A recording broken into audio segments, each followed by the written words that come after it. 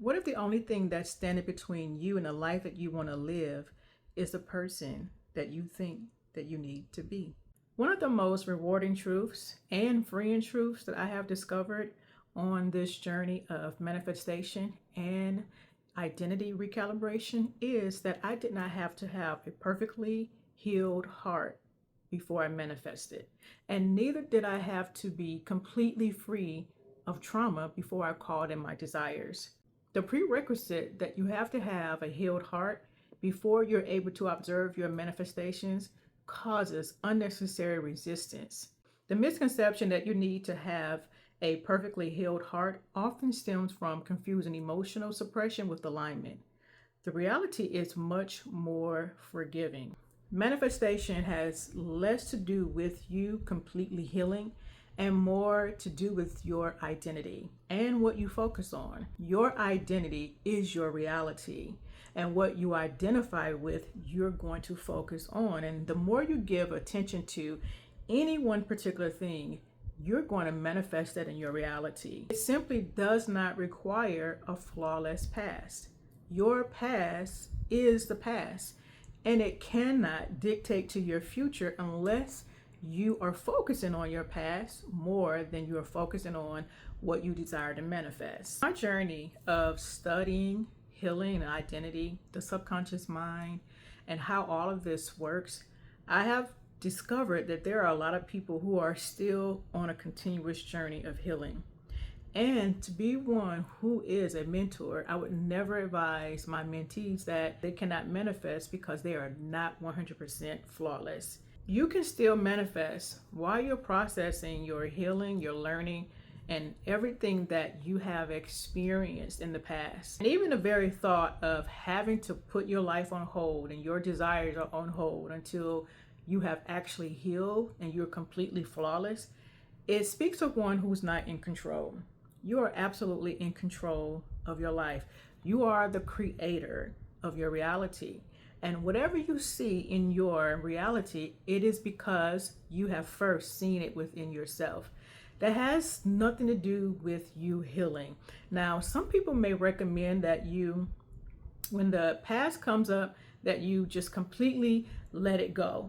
But I recommend that you align with that past, embody it, and pull or extract from it the experience that you need to in order for you to continue to evolve. Things show up for a reason. Perhaps maybe it's something that maybe you haven't dealt with. Maybe it's something that you are going to be facing, and it could be a reminder. It could be a reminder or echoing something to you that you need to learn now as you continue to go along in your journey. So alignment now is a key factor in you manifesting, and your identity plays a dominating role in what you're going to manifest in this reality. Your identity is composed of thoughts, your behavior, your mindset, your energy, the frequency. All of those things are your identity. And your identity, again, has been formed in your early childhood life. And all of your life, you have been manifesting. Just think for a moment. You probably did not realize consciously that you have been manifesting. And maybe you were in need of healing, but yet at the same time, you've been manifesting your desired reality. You can do both. You can manifest your desired reality while on the journey of healing. You have to remember, in quantum physics, we live in a dual reality. There's a version of you that has already manifested the life that you desire. And then there's a version of you that has to align with that version that's already living your desired reality. It's about coming into alignment with the highest vibrational frequency that is resonating right now in the life that you desire to live. Your identity is the full proof of your reality. Instead of just having a thought of, I'm going to attract what I want, because that keeps you in the mindset that what you want is separate from you. What you want is you. You are what you desire. What you want just requires your alignment. It requires you to align with it. So manifestation works by you becoming the version of yourself that wants that desire. You becoming that version of yourself that has already lived that reality. Reality is going to recognize the version of you that you identify with. It's going to reflect it back. This reality is a mirror, and the mirror can only reflect the image that stands before it. If you smile in the mirror is going to smile back at you. If you frown, the mirror is going to give you a frown. All of life is exactly like a mirror. It's going to reflect back unto you the identity, your self-concept. Your self-concept is the blueprint to your manifestation.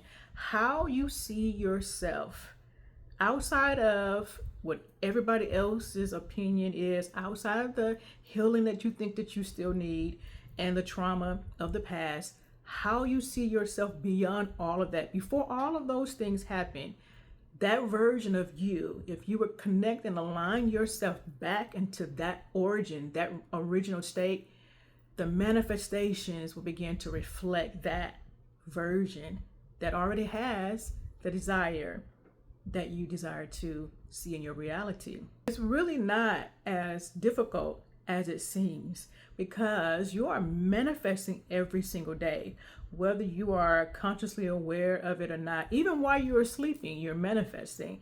That's why it's a good idea before you drift off into rest is to hold a thought, have an imagination, hold the frequency of what you desire to manifest, because the subconscious mind is always in alignment with the universe, and the universe is like your body is sending off a signal, electromagnetic field. Your heart has electromagnetic field that expands 10 feet out, and it's always pulsating something to the universe. It's always giving out a signal, and the universe picks up the signals and bring what you desire in your reality. As I get ready to wrap up the video, I want to share one final thing with you when it comes to having an identity shift that is going to help you manifest. The identity shift that you need right now is to move from seeking your desires to actually becoming the source of the desire. You're going to move from someone who's trying to attract a goal to the source, who already creates the emotional reality of the goal first.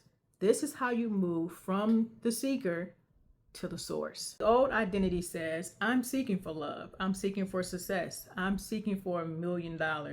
The new identity says, I am love, I am source, I am a multi-millionaire. So I'm going to give you 4 things that you can use right now. Number 1, flip the focus. Do not look for external validation. Number 2, generate the feeling. Actively embody the feeling of your goal or your desire. Number 3, change your language. Use I am instead of I need or I want. And number 4, drop the waiting. Live as though the outcome is already yours. Create that lifestyle every single day. Wake up and live like you are already the version of you that you want. Whatever type of mate you want, success you want, the amount of money that you want, live as though you already have all of those things in your reality right now. It's going to happen for you. I feel it deep within my vortex that you are on the brink of manifesting your desired reality. Before we end the video, I want you to take a deep breath in, hold it for 15 seconds, and let it out through your mouth through a sound. And I wanted you to do that just so that you can release the anxiety and the frustration that you have endured centered around manifesting, because you have held a thought that you have to be completely, perfectly healed and trauma-free before you manifest. That's not so. We're going to rewire your identity as you continue to practice all of the different things that I'm sharing with you. What if the only thing that's standing between you and the life that you want to live is the person that you think that you need to be?